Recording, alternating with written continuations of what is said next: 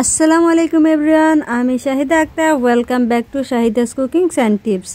আমি বলছি লন্ডন থেকে। তো আজকের বললে ভুল হবে, কালকের সকালটা মাশাআল্লাহ অনেক সুন্দর ছিল। সকালে উঠছি, উঠার পরে দেখি যে হুট করে স্নো পড়া শুরু হয়েছে। চিন্তা করা যায়, ভাবা যায়, আমি তো খুব অস্থির হয়ে গেছি যে কোন দিকে যাব, কোন দিকে গেলে স্নো স্পর্শ করতে পারবো। প্রথমে জানালা খুলে দিলাম, দিয়ে পরে স্নো স্পর্শ করে স্টার্ট করলাম। পরে দেখলাম যে না, আমার হচ্ছে না। তার জন্য আমি আবার দৌড় দিয়েছি, গার্ডেনে চলে গেছি। চিন্তা করেছি গার্ডেন থেকে আরও সুন্দরভাবে দেখা যাবে এবং স্নোটা স্পর্শ করা যাবে। বাট এত ভয়ানক ঠান্ডা ছিল, ঠান্ডার জন্য বেশিক্ষণ দাঁড়াতে পারিনি, হয়তো বা 30 সেকেন্ডের মতো ছিলাম। থেকে আমি আবার বাসায় ব্যাক করছি, কারণ এত বেশি ঠান্ডা। আসলে ঠান্ডা তো হবেই, ঠান্ডা না হলে কি আর স্নো পড়ে? স্নো তো পড়ে অবশ্যই মাইনাসে গেলে। তো উপরে আসছি, এমন ঠান্ডা লাগতেছিল যে চিন্তা করছি যে না, মানে কম্বলের ভিতরে ঢুকে থাকবো। পরে চিন্তা করলাম যে না, নিজেকে স্থির রাখতে পারছিলাম না, আবারও জানালাটা খুলে দিয়েছিলাম। তো মাশাআল্লাহ এত সুন্দর স্নো পড়া স্টার্ট হয়েছে। যদি বেশি আমার ঠান্ডার প্রবলেম না থাকতো তাহলে আমি অবশ্যই বের হতাম, আর ঠান্ডার প্রবলেম থাকতো সেটা আরেক দিকে রাখতাম। মাশাআল্লাহ আমার মেয়েটা ঘুমাচ্ছিল, তাই ওর ঘুমের ডিস্টার্ব করতে চাচ্ছিলাম না, তাই আসলে বের হওয়া হয়নি। কিন্তু যতক্ষণ স্নো পড়ছে ততক্ষণ আমি অস্থির ছিলাম। অস্থির কিভাবে ধরা যায়, একটু দেখা যায়, এই আর কি। মাশাআল্লাহ এত সুন্দর স্নো পড়তেছিল। ওখান দিয়ে আপনাদের ভাইয়া আবার আমাকে ফোন দিয়ে, উনি আবার এই টাইমটা কাজে গিয়েছিল, তো উনি আবার আমাকে ফোন দিয়ে স্ট্রিক্টলি বলে দিয়েছে, মুনমুন বাসার বাইরে যেন কোনো মতেই তুমি না যাও। তো স্নো পড়ছে, দেখেন পুরা আইস।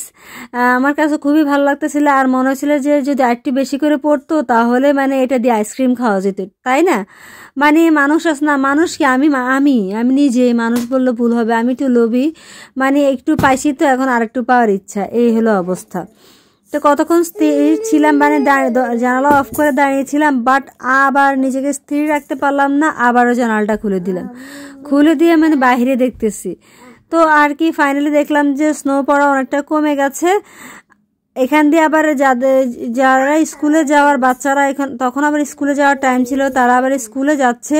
তো আমি মনে করতেছি যে হ্যাঁ, তারা তো অবশ্যই কষ্ট করে যাচ্ছে, কিন্তু আমি যেহেতু বের হতে পারছিলাম না, তখন আমার কাছে তাদেরকে লাকি মনে হয়েছিল। তো আমি মাঝখান দিয়ে একটা ঘুম দিয়েছি, ঘুম থেকে উঠে দেখি যে স্নো কি পুরো রাস্তা ভিজে আছে। স্নো তো অবশ্য অনেক আগে থেমে গেছে। তো খাবার খাওয়ার জন্য ডিম ভাজি করলাম, আর এখন চলে আসলাম রান্না প্রিপারেশনে। তো রান্না সবচেয়ে ইজি রান্না, সেটা হচ্ছে চিকেন রান্না করার জন্য মশলা কষাতে দিয়ে দিয়েছি। এখান থেকে চিকেনটাও পরিষ্কার হয়ে গেছে। তো কাঁচা মশলাগুলো কষানোর পর আমি গুঁড়া মশলাগুলো দিয়ে দিয়েছিলাম। যদি গুঁড়া মশলাটা আগেই দিয়ে দিতাম তাহলে কিন্তু মশলাটা পুড়ে যেত। তো মশলাটা কষানো হয়ে গেছে, এখন আমি চিকেন দিয়ে দিচ্ছি। আজকে চিকেনটার মধ্যে খুবই কম মশলা ইউজ করছি, কারণ মনে করলাম যে একটু হালকা মশলার মধ্যে রান্না করি, একটু পাতলা ঝোল করে রান্না করব। তো সেই হিসেবে একটু মশলা কম দিয়েছি। তো মশলার মধ্যে চিকেনটা দিয়ে চিকেনটা সুন্দর মতো নেড়ে চেড়ে নিয়েছি। আর যেহেতু আমার কাছে লাল আলু ছিল, তাই একটু ভালো লাগতেছিল, কারণ লাল আলুটা অপেক্ষাকৃত একটু আস্তে কুক হয়। তো আলুগুলোর সাইজ অনেক বেশি বড় ছিল না। তারপর হুট করে যখন আলু দেখছিলাম তখন আমি মনে করেছি আমার হাত কেটে গেছে। পরে দেখি যে না, ওটা পেঁয়াজের একটা চামড়া হাতের মধ্যে আটকে আছে। তো অ্যাজ ইউজুয়াল আলুগুলো কেটে দিয়ে দিয়েছি। একটা আলু তুলনামূলক একটু বড় ছিল, তাই ওটাকে 2 ভাগ করে দিয়ে দিয়েছি। চিকেন ভালো মতো কষিয়ে পরে আলু দিয়েছি। যতই একটু দেরিতে সিদ্ধ হোক না কেন, আলুগুলো ঠিকই দ্রুত সিদ্ধ হয়ে যায়। তার জন্য সাদা আলুর তুলনায় অপেক্ষাকৃত একটু লেটে সিদ্ধ হয় লাল আলু, তাই আর কি। সেজন্য আশা ভরসা করে একটু তাড়াতাড়ি দিয়ে দিয়েছি। চিন্তা করলাম যে খালি চিকেন রান্না করবো, খালি চিকেন কি গলা দিয়ে নামবে? তো চিন্তা করেছি যে একটু ডাল রান্না করব। তো ডাল রান্নার প্রিপারেশন হিসেবে আর কি মুসুরির ডাল নিয়ে নিয়েছি। এই ডিব্বাগুলো আমার থেকে এত ভালো লাগে, একবারে পুরো কাছের, অনেক ভালো লাগে, দেখতেও সুন্দর। তো আর কি মুসুরির ডাল নিয়ে নিচ্ছি। পরে যখন মুসুর ডাল নিয়েছি তখন মনে হয়েছে যে ডাল বেশি হয়ে গেছে, তাই একটু ডাল আবার উঠিয়ে রেখে দিচ্ছি। কারণ আমরা মানুষ এসে 2 জন, বেশি রান্না করলে পরে দেখা যায় খাওয়া হয় না, নষ্ট হয়। তো ডালটা আমি চুলায় দিয়ে দিয়েছি। এখানে আমি টমেটো কাটে দিয়েছি, ডাল আর টমেটো দিয়েছি আর একটু পানি দিয়েছি, আর কিছুই দেইনি। এটা হলো একটা গৃহিণীর স্যাটিসফ্যাকশন, যখন সে রান্না প্রিপারেশন প্ল্যান করে যে কি কি রান্না করবে আর প্রত্যেকটা রান্না চুলায় চড়ানো হয়ে যায়, তখন একটা স্যাটিসফ্যাকশন কাজ করে। তো এখানে চিকেনটা অনেকক্ষণ কষিয়েছি। পরে দেখলাম যে বক্সের মধ্যে আগের কাটা ক্যাপসিকাম আছে 2 রকমের, একটু পেঁয়াজও আছে। চিন্তা করলাম যে ভিন্ন রকমের রান্না করে এগুলো দিয়ে দিই। তো সে যেভাবে চিন্তা করেছি সেই হিসেবে এগুলো দিয়ে দিয়েছি। দিয়ে আবার একটু নেড়ে নিচ্ছি, মানে ক্যাপসিকাম একটু সফট হয়ে আসলে পরে প্রয়োজন মতো পানি দিয়ে দিব। নেড়ে আবার ঢেকে দিচ্ছি। তো প্রয়োজন মতো পানি দিয়েছি। আমি আগেই বলেছিলাম যে পাতলা ঝোল করে রান্না করবে, সেই হিসেবে পানি একটু বেশি দিয়েছি। আর এখান দিয়ে দাঁড়িয়ে আঙ্গুর খাচ্ছি, মানে দাঁড়িয়ে কি, মানে কাজের ফাঁকে ফাঁকে।